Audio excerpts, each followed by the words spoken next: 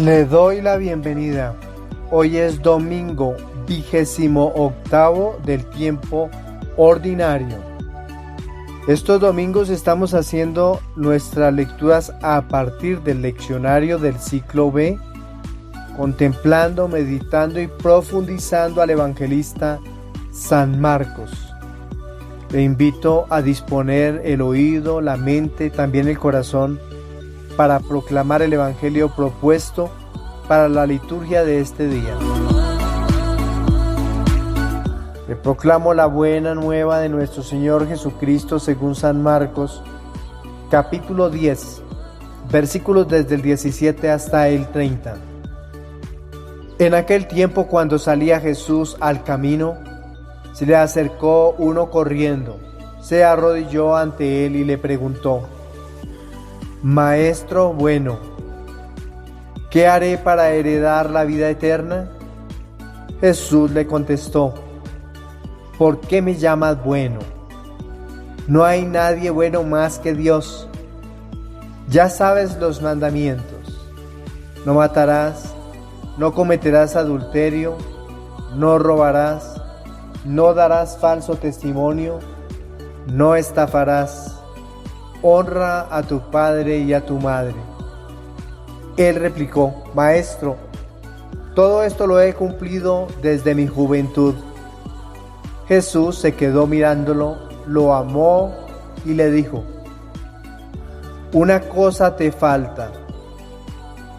Anda, vende lo que tienes, dáselo a los pobres, así tendrás un tesoro en el cielo, y luego ven y sígueme. A estas palabras él frunció el ceño y se marchó triste porque era muy rico.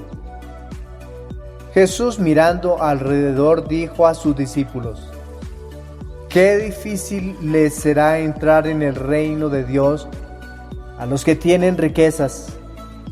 Los discípulos quedaron sorprendidos de esas palabras. Pero Jesús añadió: hijos, qué difícil es entrar en el reino de Dios. Más fácil le es a un camello pasar por el ojo de una aguja que a un rico entrar en el reino de Dios. Ellos se espantaron y comentaban: ¿entonces quién puede salvarse? Jesús se les quedó mirando y les dijo: es imposible para los hombres, no para Dios. Dios lo puede todo. Pedro se puso a decirle: ya ves que nosotros lo hemos dejado todo y te hemos seguido. Jesús dijo: en verdad les digo que no hay nadie que haya dejado casa, o hermanos o hermanas, o madre o padre, o hijos o tierras, por mí y por el evangelio, que no reciba ahora en este tiempo 100 veces más casas y hermanos y hermanas y madres e hijos y tierras, con persecuciones, y en la edad futura vida eterna. Palabra del Señor. Nuestra reflexión para el día de hoy. Iniciamos nuestra reflexión meditando la primera lectura, que es del libro de la sabiduría. El libro de la sabiduría hace parte de los libros deuterocanónicos, es decir, un grupo de libros que están escritos, sus originales, en griego. Estos libros no son aceptados por los judíos porque están en lengua griega. Solamente ellos consideran libros inspirados por Dios los libros que están escritos en hebreo. Este no, este es del Antiguo Testamento y su autoría se atribuye tradicionalmente al rey Salomón. Aunque muchos estudiosos creen que fue escrito mucho después, probablemente en el siglo I a.C., en Alejandría, un importante centro de pensamiento judío helenístico. El libro busca integrar la tradición hebrea con la cultura griega apelando a la filosofía de la época, especialmente la estoica y la platónica, para demostrar la superioridad de la sabiduría divina frente al saber humano. El término sabiduría en hebreo es Hokmah, y su contrapartida en griego utilizada en la Biblia Septuaginta y en el original de sabiduría es Sofía. No solo hace referencia a un conocimiento intelectual, sino a una actitud ética y espiritual que conduce a vivir en armonía con la voluntad de Dios. Este pasaje se enmarca dentro de una época en la que los judíos en la diáspora, especialmente en Alejandría, estaban expuestos a la filosofía y pensamiento griego.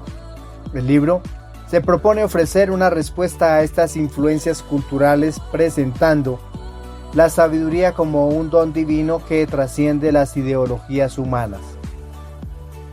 En el contexto del domingo 28 del tiempo ordinario, la primera lectura del libro de la sabiduría en su capítulo 7, versículos del 7 al 11, conecta con el Evangelio de San Marcos que hoy hemos proclamado, donde Jesús desafía a un joven rico a dejar sus bienes para seguirlo. Ambos textos abordan el tema del valor de la sabiduría y la verdadera riqueza, que es la sabiduría de Dios y el seguimiento de Cristo como bienes supremos superiores a las riquezas materiales. Profundicemos en sus versículos. Versículo 7. Entonces supliqué y se me concedió la prudencia. Invoqué y vino a mí el espíritu de sabiduría.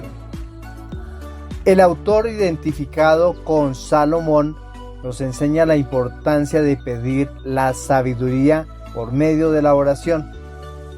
La sabiduría no es algo que se obtiene simplemente por esfuerzo humano, sino que requiere la intervención divina. La frase supliqué revela una actitud de humildad que recuerda que la verdadera sabiduría se recibe como un don de Dios.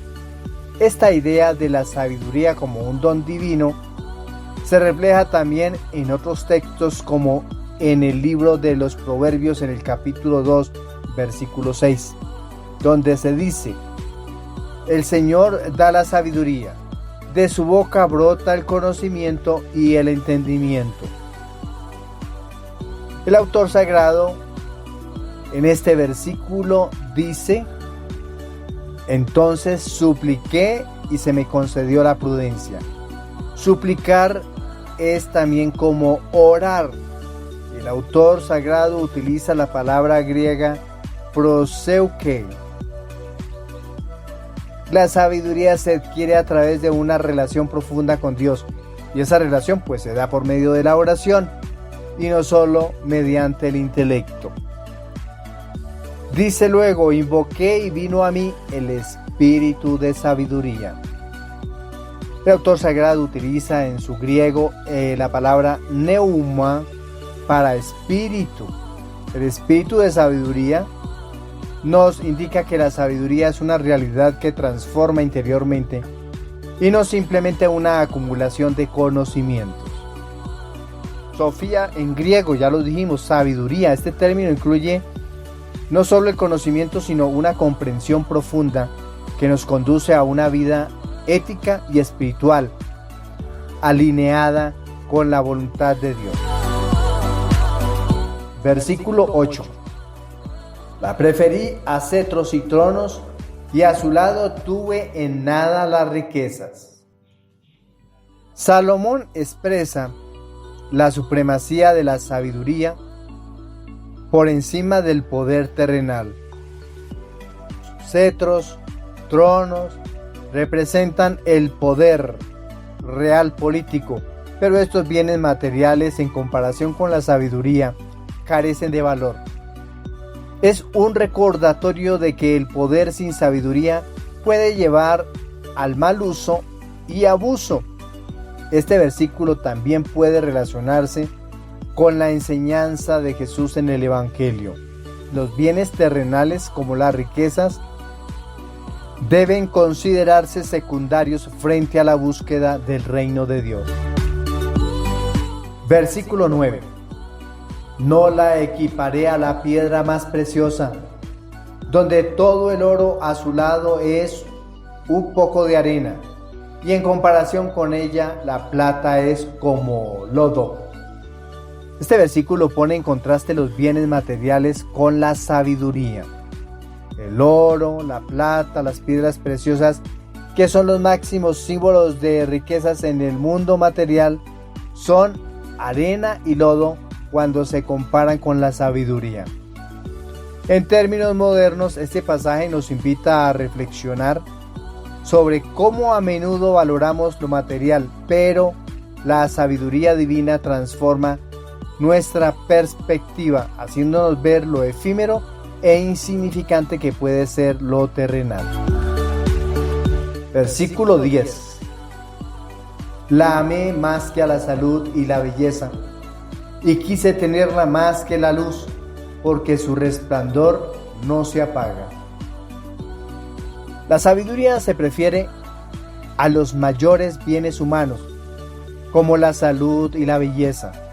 Estos son considerados dones valiosos, pero Salomón nos recuerda que la sabiduría es eterna y su luz no se apaga, mientras que la salud y la belleza son pasajeras.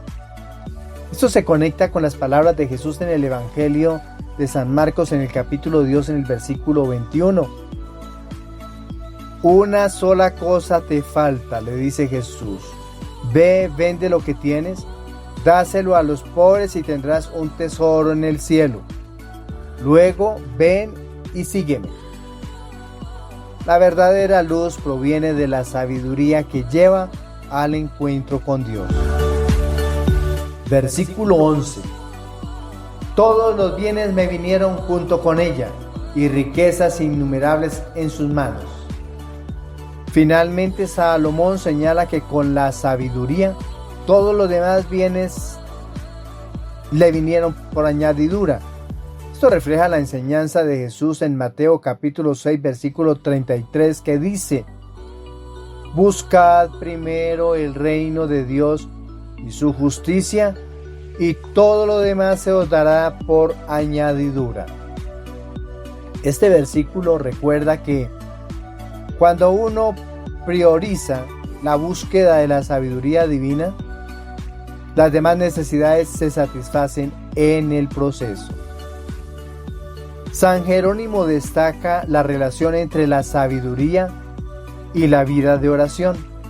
Para Jerónimo, quien dedicó su vida al estudio de las Escrituras, la sabiduría era inseparable del conocimiento divino y requería humildad y oración constante. Su traducción en la Biblia al latín, llamada la Vulgata, es un reflejo de su esfuerzo por hacer accesible este conocimiento. San Agustín, en su obra Confesiones, también habla de la sabiduría como la unión del alma con Dios. Para él, la sabiduría verdadera no es un concepto abstracto, sino la participación de la sabiduría eterna, que es Dios mismo. ¿Qué podemos concluir del libro de la sabiduría que hoy hemos iniciado su lectura? En el contexto del domingo 28º del tiempo ordinario, el pasaje de Sabiduría capítulo 7 versículos del 7 al 11 nos invita a reflexionar sobre nuestras prioridades. Así como Salomón pidió la sabiduría en lugar de bienes materiales, Jesús también nos llama a dejar nuestras riquezas y seguirlo para encontrar el verdadero tesoro en el cielo. Ante esta propuesta que nos hace el Padre Dios por medio del libro de la sabiduría, le vamos a responder con el Salmo 89 y nos unimos al autor sagrado diciendo la frase antífona: Sácianos de tu misericordia, Señor, y estaremos alegres. El Salmo 89 es uno de los salmos atribuidos a Moisés, lo cual lo convierte en uno de los textos más antiguos del Salterio.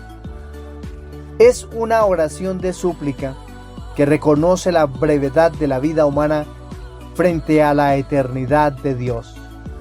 Este contraste entre la mortalidad del hombre y la inmortalidad divina es el núcleo del Salmo. El título en hebreo es Tefilá le Moshe, que significa oración de Moisés, refiriéndose a la oración de una figura central en la tradición judía.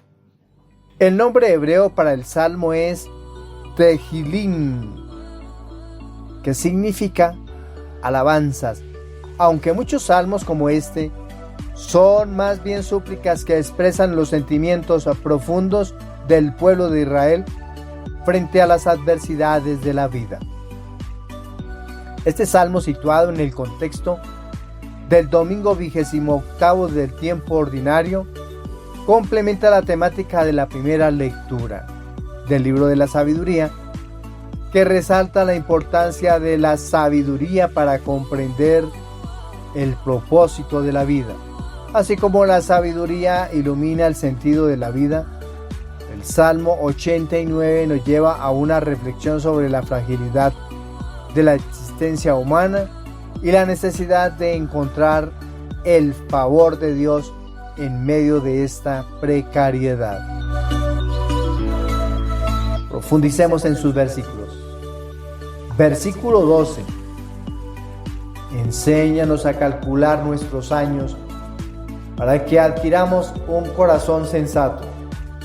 Este versículo expresa la solicitud de adquirir sabiduría. Una sabiduría que no consiste simplemente en conocimiento teórico, sino en el reconocimiento de la brevedad de la vida. La palabra hebrea que se traduce como calcular es manaj, que también puede significar contar o enumerar. El salmista pide a Dios que le enseñe a reconocer cuán limitada es su existencia para que pueda vivir con un corazón sabio y prudente. Este versículo refleja una profunda conciencia de la transitoriedad de la vida humana y la necesidad de vivir con una orientación hacia lo eterno. Esto se conecta con la enseñanza de Jesús en el Evangelio de Marcos, en el capítulo 10, versículos del 17 al 30, donde se invita al joven rico a desprenderse de sus bienes terrenales para buscar el tesoro en el cielo. Versículo 13. Vuélvete, Señor, ¿hasta cuándo? Ten compasión de tus siervos. Este versículo expresa la súplica del pueblo que ha experimentado años de sufrimiento y aflicción. El verbo hebreo para vuélvete es chuv, que implica un retorno o un cambio de actitud. Aquí el salmista clama con la intervención divina, rogando a Dios que vuelva pero su rostro hacia su pueblo con misericordia. La pregunta ¿hasta cuándo? Resuena en otros salmos, como en el Salmo 6, versículo 4, y en el Salmo 13, versículo 2, y refleja el sentimiento de urgencia y desespero ante el prolongado sufrimiento. Es un grito de esperanza para que Dios interceda y libere a su pueblo del sufrimiento. Versículo 14. Por la mañana sácianos de tu amor y cantaremos y nos alegraremos todos nuestros días. El autor sagrado pide ser saciado con el amor fiel de Dios, expresado por la palabra hebrea Gesed, que significa la lealtad amorosa y misericordia incondicional de Dios. Esta expresión del amor divino es lo que puede traer una verdadera alegría duradera. Al ser saciados con ese amor, el pueblo podrá cantar y alegrarse todos sus días. La imagen de la mañana sugiere el inicio de un nuevo día, una nueva oportunidad para experimentar la bondad de Dios. Un tema que también conecta con la alegría que Jesús promete a quienes lo sigan en el Evangelio. Versículo 15. Alegraos por los días en que nos afligiste, por los años en que conocimos la desdicha. Aquí se evidencia la petición de compensación por los tiempos de aflicción. El autor sagrado pide que la alegría y el consuelo divino sean tan grandes como los sufrimientos padecidos. La relación entre el dolor y la alegría es un tema común en la Escritura. El sufrimiento no es el fin, sino que es seguido por la redención y la restauración. Es un recordatorio de que aunque la vida está marcada por la fragilidad humana, Dios puede revertir las circunstancias y traer consuelo. Versículo 16. Que tu obra se manifieste a tus siervos y tu esplendor a sus hijos. Este versículo refleja el deseo de que la gloria de Dios se revele al pueblo. El salmista quiere ver las obras de Dios manifestadas en la vida de su comunidad. La palabra hebrea para obra es Baal, que sugiere no solo los actos de creación de Dios, sino también su intervención en la historia de Israel. La manifestación de su esplendor a las futuras generaciones asegura que la fidelidad de Dios sea reconocida por los descendientes. Y culminamos con el versículo 17. Que el favor del Señor nuestro Dios esté con nosotros. Da firmeza a la obra de nuestras manos. Finalmente, el salmista concluye con una petición de bendición y estabilidad. La palabra hebrea traducida como favor es Noam, que significa delicia o gracia. Este versículo refleja el deseo de que la gracia de Dios no solo los acompañe, sino que dé firmeza a las obras humanas. La vida humana tan frágil y transitoria necesita la intervención divina para que sus obras tengan perdurabilidad. Aquí se invita a confiar en Dios para que nuestros trabajos sean fructíferos y duraderos. Tema que también conecta con la enseñanza de Jesús sobre los tesoros celestiales. El Salmo 89 refleja una experiencia de sufrimiento colectivo. Es posible que haya sido compuesto en el contexto del exilio en Babilonia, un periodo de profunda crisis en la historia de Israel, donde el pueblo experimentó una sensación de abandono divino y pérdida de su identidad nacional. Esta oración es un clamor para que Dios restaure la alegría a su pueblo tras los tiempos de aflicción. San Jerónimo, en sus comentarios sobre los salmos, resalta el aspecto de la fragilidad humana y la eternidad divina que se expresa en este salmo. Para él, la sabiduría radica en aceptar la limitación humana y buscar la misericordia y el favor de Dios, para que nuestras obras tengan sentido y perduren. San Agustín también medita sobre la finitud del ser humano en este salmo y señala que la verdadera alegría y consuelo se encuentran solo en la presencia de Dios. Según él, las obras de los hombres sin Dios son vanas y solo cuando son bendecidas por él pueden tener un propósito eterno. El Salmo 89 en la Biblia hebrea y el 90 en la Septuaginta nos invita a reflexionar sobre la brevedad de la vida y nuestra necesidad de depender de la misericordia de Dios. El salmista nos recuerda que nuestra existencia es efímera, pero el favor de Dios puede dar sentido y propósito a nuestras vidas y a nuestras obras.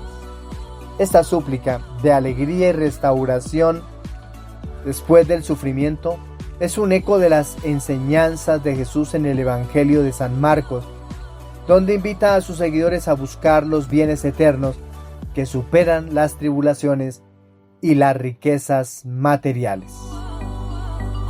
La propuesta de la segunda lectura. Para la segunda lectura, la propuesta es de la carta a los Hebreos en su capítulo 4. La carta a los Hebreos es un texto peculiar dentro del Nuevo Testamento, ya que su autor es desconocido. Muchos tiempos atrás se creía que el autor sagrado era San Pablo, pero después de rigurosos estudios se dieron cuenta que puede ser de alguno de sus discípulos, pero no es de Pablo. Tradicionalmente, ya lo dijimos, se atribuyó a San Pablo, pero hoy en día muchos estudiosos consideran que probablemente fue escrita por alguien cercano a la tradición paulina. Aunque su estilo y enfoque teológico son únicos, el título a los Hebreos sugiere que estaba dirigida a una comunidad judía cristiana familiarizada con las escrituras del Antiguo Testamento y las tradiciones sacerdotales. El objetivo de la carta es mostrar la superioridad de Cristo sobre los sacerdocios y sacrificios del Antiguo Testamento y exhorta a los creyentes a permanecer firmes en la fe. En particular, el capítulo 4 se centra en la idea del reposo que Dios ha preparado para su pueblo, invitando a los cristianos a no endurecer sus corazones como lo hicieron los israelitas en el desierto. El contexto del domingo 28 del tiempo ordinario complementa esta lectura con el tema del reposo espiritual y la invitación a entrar en la promesa de Dios. Se nos exhorta a vivir con fe y diligencia sin caer en la incredulidad para recibir el descanso prometido. Profundicemos en sus versículos. Vamos a reflexionar versículos 12 al 13. Versículo 12. La palabra de Dios es viva, eficaz y más cortante que espada de dos filos. Este versículo inicia con una afirmación poderosa sobre la naturaleza de la palabra de Dios. La palabra griega utilizada para viva es son, lo que implica que la palabra no es algo muerto o estático, sino que tiene una vitalidad dinámica capaz de actuar en la vida de las personas. También se escribe como eficaz, en griego energes, lo que subraya su poder para transformar y producir efectos tangibles. La comparación con una espada de dos filos, en griego se diría machaira distomos, destaca su capacidad para penetrar profundamente en la conciencia humana. En el contexto bíblico, la espada suele simbolizar juicio y discernimiento, lo cual sugiere que la palabra de Dios no solo es capaz de cortar las apariencias externas, sino que llega hasta lo más íntimo del ser humano, exponiendo las verdaderas intenciones del corazón. San Jerónimo comenta que este pasaje resalta la capacidad de la palabra de Dios para llegar a las profundidades del alma humana y traer luz a donde hay oscuridad, mientras que San Agustín sugiere que la palabra es como un bisturí divino, capaz de separar el pecado de la verdad en el alma humana. Y culminamos con el versículo 13. Todo está desnudo y patente a los ojos de aquel a quien debemos rendir cuentas. Aquí la enseñanza se profundiza al recordar que nada puede esconderse de Dios. El término griego para desnudo es gumnos, ¿Qué significa completamente expuesto, sin ocultar nada? En este contexto se nos recuerda que aunque el ser humano puede ocultar sus pensamientos y acciones de los demás, todo está al descubierto ante los ojos de Dios. Esta visión total de Dios implica que seremos llamados a rendir cuentas por nuestras acciones. La palabra griega para rendición de cuentas es logos, que también significa palabra o discurso. Esto puede interpretarse como una referencia a la necesidad de dar testimonio de nuestras acciones ante Dios, quien ve no solo lo que hacemos, sino también las intenciones y motivaciones detrás de nuestras acciones. El capítulo 4 de la carta a los Hebreos está ambientando en la exhortación a entrar en el descanso de Dios, un concepto tomado de la historia del pueblo de Israel, que después de su liberación de Egipto no logró entrar en el reposo de la tierra prometida debido a su incredulidad y desobediencia, donde nosotros podemos confrontar en el capítulo 3 de la carta a los Hebreos, versículos del 7 al 19. El autor de Hebreos utiliza esta historia como advertencia para los cristianos, sugiriendo que también nosotros estamos llamados a entrar en el reposo de Dios, pero debemos hacerlo con fe y obediencia. El reposo que se menciona aquí tiene un doble sentido. Primero, el reposo espiritual que encontramos en Cristo en esta vida, al experimentar su paz y comunión con Dios. Y segundo, el reposo eterno en el cielo, la plenitud de la promesa divina. La palabra de Dios en este contexto no es simplemente un conjunto de textos escritos, sino la acción viva de Dios que se manifiesta a través de su revelación y su poder transformador. Esta palabra es capaz de traer juicio y discernimiento a nuestras vidas, ayudándonos a reconocer las áreas donde necesitamos cambiar y alinear nuestras vidas con la voluntad de Dios. El reposo espiritual del que habla en Hebreos no es simplemente una pausa física, sino un descanso de la gracia de Dios que se experimenta a través de la fe y la obediencia a su palabra. Para entrar en este reposo es esencial permitir que la palabra de Dios penetre en nuestras vidas y nos transforme. Esta palabra es viva y eficaz y capaz de discernir nuestras intenciones más profundas.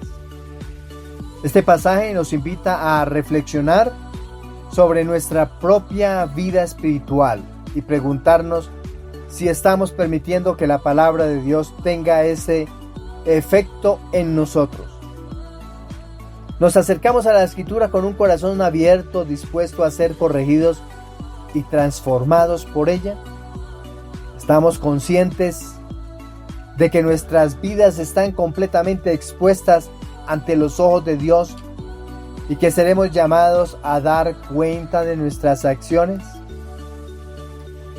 San Jerónimo, en su interpretación de este pasaje, resalta que la palabra de Dios debe ser el modelo de comportamiento del cristiano. Nos exhorta a no solo ser oyentes de la palabra, sino hacedores de ella, permitiendo que nos moldee y guíe en nuestro caminar diario.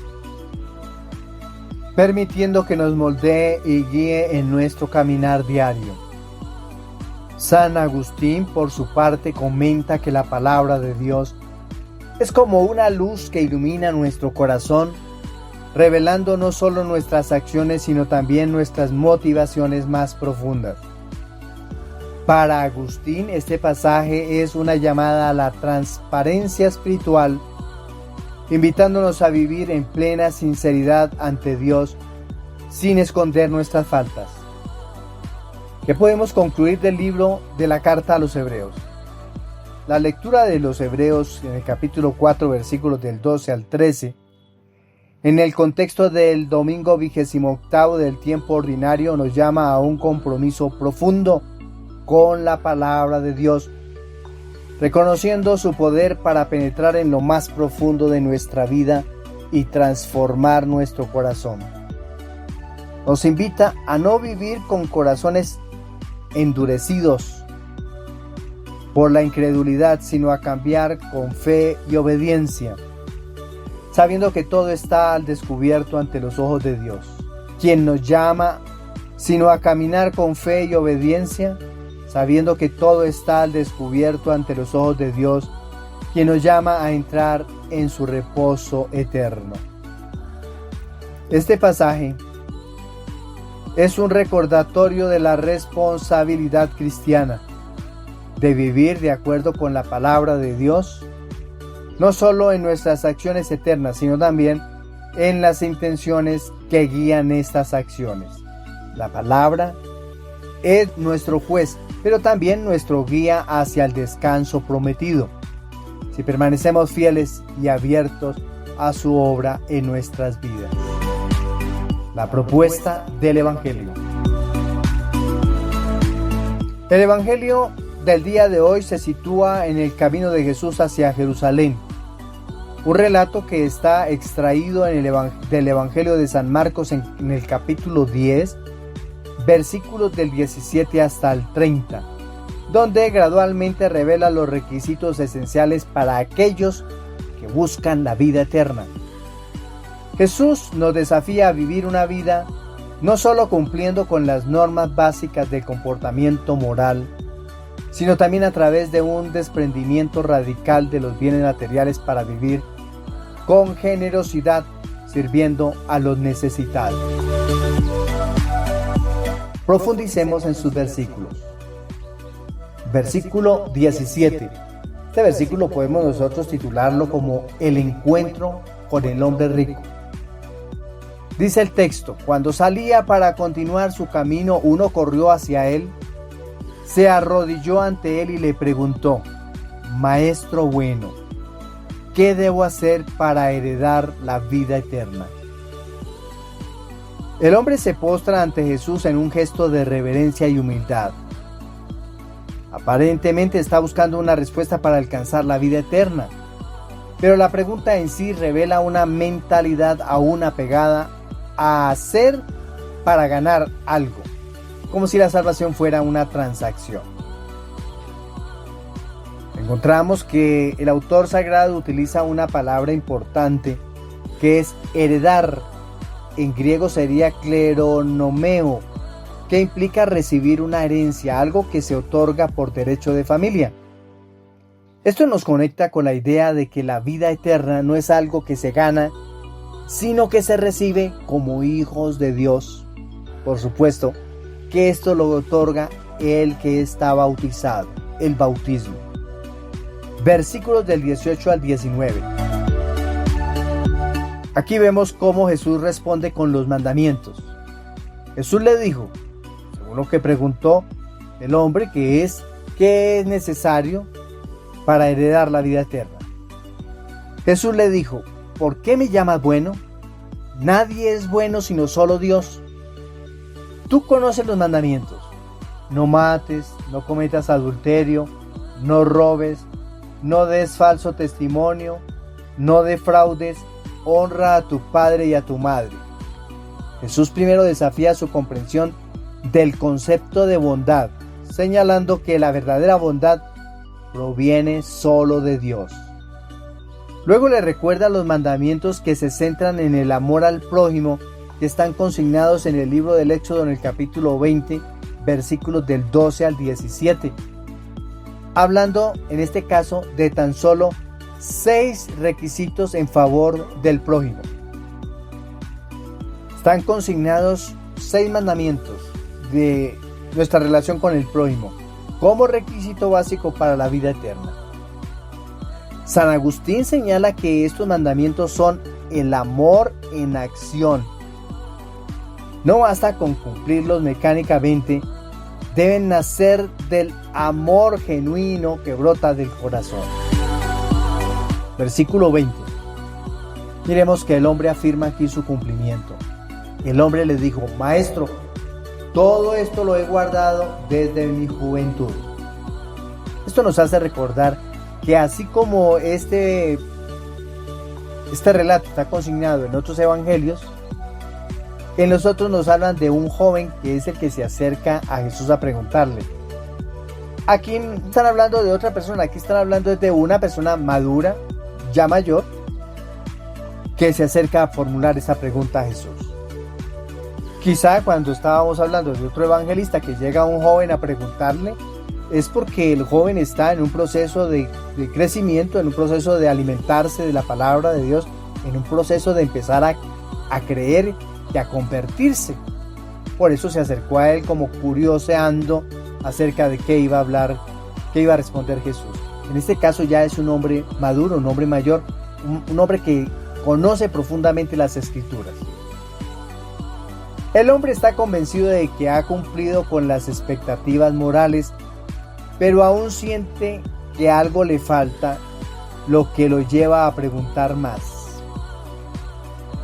Y está consignado en los versículos del 21 al 22. Jesús le invita a desprenderse. Jesús lo miró con amor y le dijo: una cosa te falta. Ve, vende lo que tienes, dalo a los pobres y tendrás un tesoro en el cielo. Luego ven y sígueme. Jesús va más allá del cumplimiento de los mandamientos. Le ofrece una invitación a ser su discípulo, pero el precio es el desprendimiento total de sus bienes. El texto dice que Jesús lo miró con amor, lo que indica que Jesús reconoce la sinceridad de su búsqueda, pero también ve su atadura a las riquezas. Un hombre que ha puesto la seguridad en lo que tiene, en lo que ha trabajado desde siempre. Nosotros trabajamos y ponemos nuestra seguridad en lo que conseguimos, en el dinero, en la casa, en el carro. Pero el hombre pudo haber entendido mejor. Es decir, Jesús no le quiere decir que se deshaga de sus bienes y se lo reparta entre los pobres. Lo que quiere decir es: así como has conseguido riquezas, comparte esas riquezas con los necesitados. Es decir, cumple con obras de misericordia. Para salvarse o para heredar la vida eterna, no solamente se necesita no violar la norma.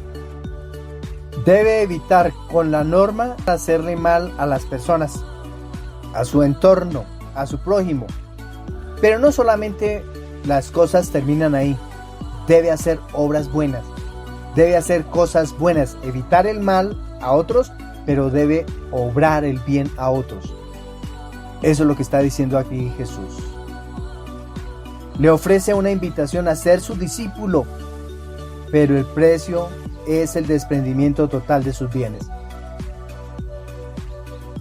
Imaginemos una mariposa que lucha por salir de su crisálida.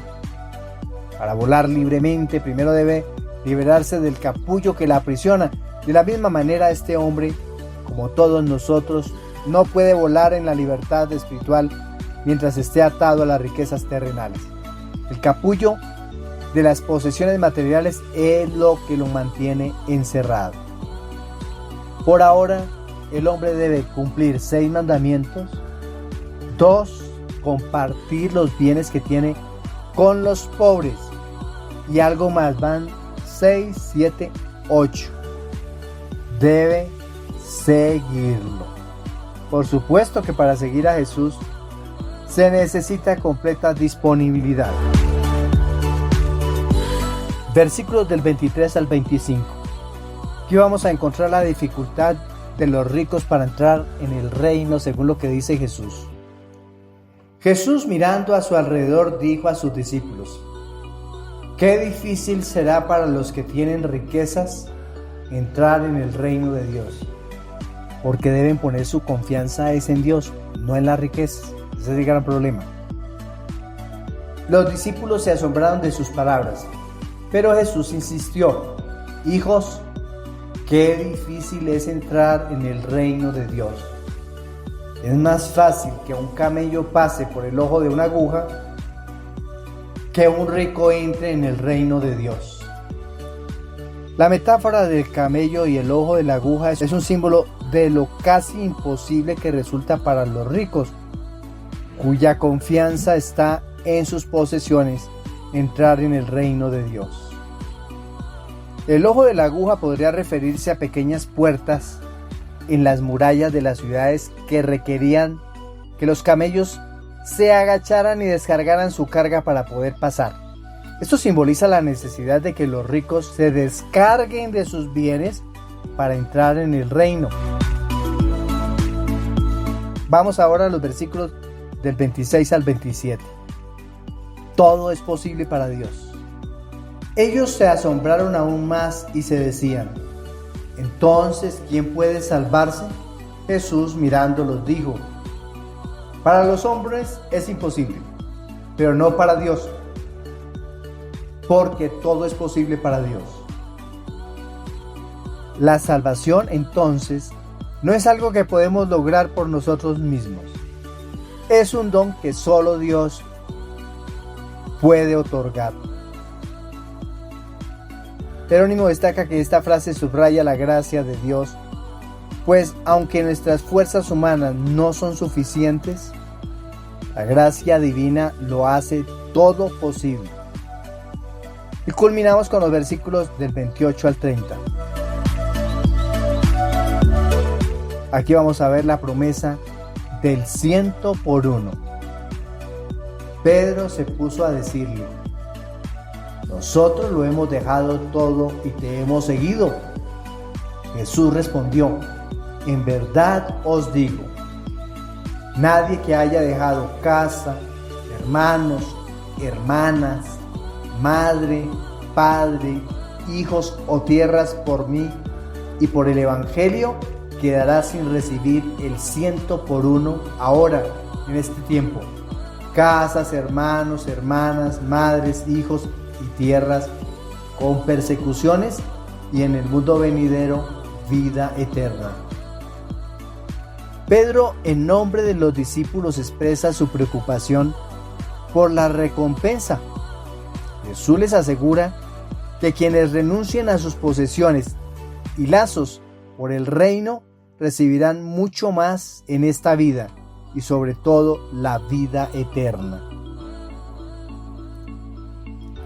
Quiero contarles la historia de los cangrejos ermitaños. Ellos cambian de caparazón a medida que crecen y deben encontrar uno nuevo que se ajuste a su tamaño, abandonando el viejo. Eso se puede usar para ilustrar cómo debemos soltar nuestras zonas de confort o el pecado que nos ata para poder avanzar espiritualmente, tomando como referencia las enseñanzas de Jesús sobre dejar atrás lo viejo para recibir lo nuevo. San Marcos, en el capítulo 10, versículos del 17 al 30, donde el hombre rico se acerca a Jesús preguntando ¿qué debe hacer para heredar la vida eterna? Podríamos utilizar la historia del cangrejo ermitaño. Así como el cangrejo necesita dejar su viejo caparazón para encontrar uno que le permita seguir creciendo, el joven rico necesita soltar sus posesiones terrenales para encontrar la verdadera riqueza en el reino de Dios. Cristo le invita a un proceso de transformación, de dejar lo viejo para abrazar lo nuevo, una decisión que requiere desprendimiento y confianza.